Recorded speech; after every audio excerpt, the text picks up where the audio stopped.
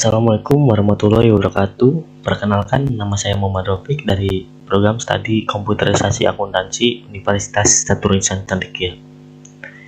Pada video kali ini saya akan membahas mengenai pengalaman saya selama magang di kantor kelurahan Desa Ciancas, Kecamatan Luber, Kabupaten Cirebon. Di video kali ini ada beberapa pembahasan. Yang pertama mengenai teknologi yang ada saat ini di tempat magang. Lalu yang kedua mengenai sistem akuntansi dan keuangan yang dijalankan di tempat magang. Yang ketiga mengenai etika profesi dan komunikasi sesama karyawan. Yang keempat mengenai pekerjaan yang saya lakukan di tempat magang. Video ini dibuat untuk memenuhi nilai ujian tengah semester dari mata kuliah penguasaan teknologi dengan dosen pengampu Bapak Willy Eka Septian MKom.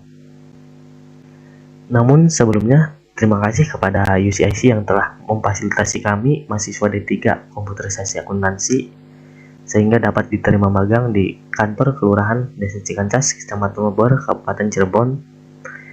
Ini adalah salah satu bentuk kegiatan Merdeka Belajar Kampus Merdeka MBKM, yaitu magang mandiri. Desa Ciancas merupakan salah satu desa yang berada di ujung selatan Kabupaten Cirebon. Kita langsung ke pembahasan yang pertama, yaitu mengenai teknologi yang ada saat ini di Desa Ciancas. Salah satunya yaitu ada website Prodeskel Bina Pemdes, di mana website ini berfungsi sebagai media komunikasi antara pusat dan daerah, lalu sebagai alat pemantau potensi dan tingkat perkembangan Desa Ciancas, lalu ada sebagai laboratorium pusat kajian akademis masalah-masalah sosial dan ekonomi desa dan kelurahan. Lalu yang keempat ada sumber data bagi kementerian dan lembaga yang ingin merencanakan program-program pembangunan jangka pendek, menengah, dan panjang yang berbasis pada data desa dan kelurahan. Selanjutnya kita ke pembahasan yang kedua mengenai sistem akuntansi dan keuangan yang dijalankan di Desa Ciancas.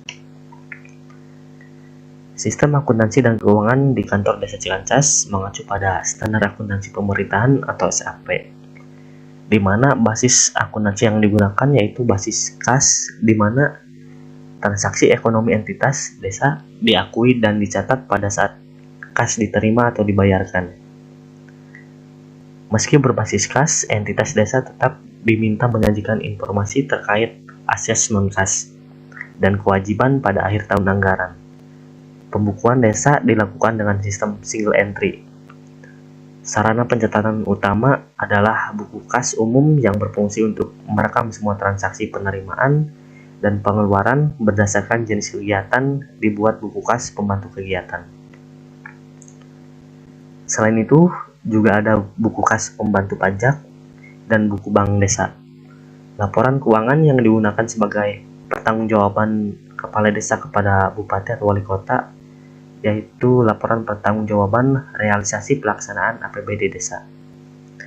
Laporan tersebut berisi mengenai informasi pendapatan, belanja, dan pembiayaan desa. Laporan pertanggungjawaban juga dilampiri dengan laporan kekayaan yang isinya mirip dengan neraca, yaitu berupa informasi tentang aset lancar dan tidak lancar, kewajiban jangka pendek, dan kekayaan bersih yang diperoleh dari selisih antara aset dan kewajiban. Selanjutnya ke pembahasan yang ketiga, yaitu mengenai etika profesi dan komunikasi antar sesama karyawan di Desa Ciancas. Adapun di sini etika profesi dan komunikasinya, yaitu yang pertama, perangkat Desa Ciancas bertanggung jawab terhadap pekerjaannya. Mereka juga saling bertegur sapa ketika bertemu dan saling menghargai, menghormati, dan menjaga hubungan antar sesama di kantor. Mereka juga sangat terbuka kepada kami mahasiswa magang, dan ketika ada masalah, mereka menyelesaikannya secara musyawarah untuk mendapatkan solusi dari masalah tersebut. Dan mereka juga tidak sungkan memberi masukan dan arahan kepada kami mahasiswa magang. Selanjutnya mengenai pembahasan keempat, yaitu yang saya kerjakan di Desa Ciancas. Di Desa Cikancas saya ditempatkan di bagian KURTU dan pelayanan umum, di mana saya mengerjakan beberapa hal. Yang pertama mengenai menginput hasil survei kuesioner rumah tangga ke dalam website Prodeskel Bina Pemdes.